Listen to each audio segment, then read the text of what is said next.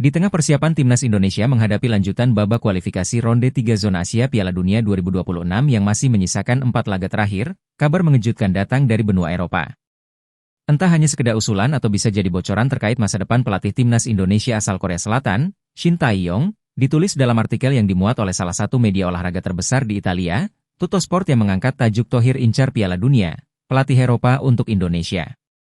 Dalam kanal berita berbahasa Italia tersebut dituliskan bahwa mantan pemilik klub Inter Milan ini tengah berusaha keras untuk membawa timnas Indonesia lolos ke Piala Dunia untuk pertama kalinya.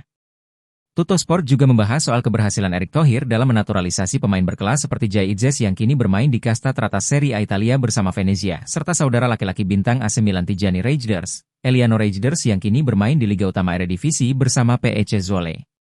Indonesia bisa saja berganti pelatih.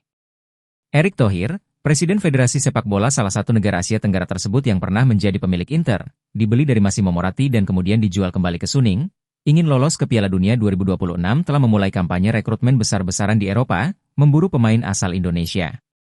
Dalam beberapa bulan terakhir ia berhasil membangun skuad elit, yang juga mencakup pemain Venezia Jay Itzes dan Eliano Reijnders, saudara dari pemain AC Milan Tijani, tulis Tuttosport seperti dikutip Kamis, 2 Januari 2025. Tuttosport sendiri menilai langkah naturalisasi besar-besaran yang dilakukan Erick Thohir tersebut harus didukung oleh pelatih berkualitas yang bisa mengantarkan Indonesia lolos ke Piala Dunia 2026.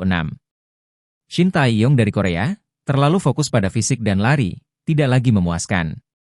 Oleh karena itu, pelatih baru bisa jadi adalah orang Eropa dan seharusnya sudah siap menghadapi tantangan dengan Australia dan Bahrain, Maret mendatang, tulis artikel tersebut. Spekulasi terkait nasib STE seperti yang dirumorkan media Italia tersebut memang sempat santer di tanah air belakangan ini. Erick Thohir mengemukakan soal rencana PSSI mengevaluasi kinerja STE, termasuk rapor terakhirnya saat gagal membawa timnas Indonesia yang didominasi para pemain muda untuk melangkah ke semifinal Piala AFF 2024 Desember kemarin. Pasti dievaluasi.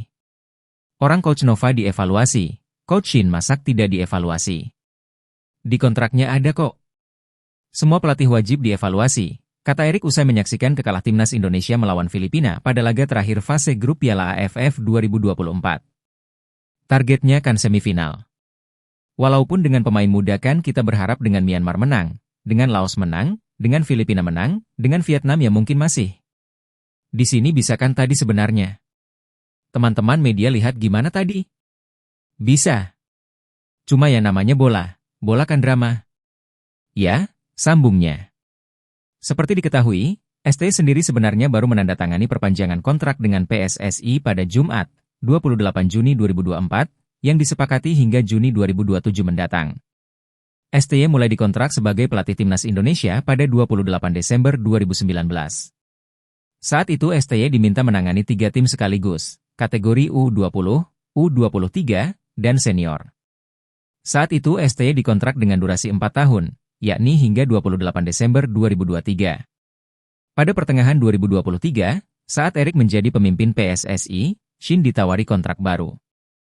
Mantan pelatih Korea Selatan di Piala Dunia 2018 ini ditawari perpanjangan kontrak selama 6 bulan, yakni hingga 28 Juni 2024. Selama periode itu, Shin diminta memenuhi 2 target. Target pertama, lolos dari babak grup Piala Asia 2023 di Qatar. Kedua, lolos dari babak grup Piala Asia U23 2024. Tak hanya lolos, Indonesia melaju hingga babak semifinal. Begitu target tercapai, Erick langsung menawarkan kontrak baru. Dalam jamuan makan malam di Qatar, keduanya bersepakat akan bekerja sama hingga 28 Juni 2027. Dalam salah satu postingan terbaru di Instagram pribadinya, STE menuliskan doa di tahun baru 2025 agar timnas Indonesia dapat lolos ke Piala Dunia 2026 yang digelar di Amerika Serikat, Meksiko, dan Kanada. Mohon dukungan penuh agar Indonesia lolos ke World Cup, tulis ST. Doa tersebut diucapkan pelatih asal Korea Selatan itu setelah langkah Indonesia menuju pesta sepak bola terbesar dunia tersebut terasa begitu dekat. Di putaran ketiga, Indonesia menutup tahun 2024 di posisi ketiga klasemen sementara grup C dengan 6 poin dari 6 pertandingan, 10 poin di bawah Jepang yang belum terkalahkan dan Australia dengan jarak 1 poin.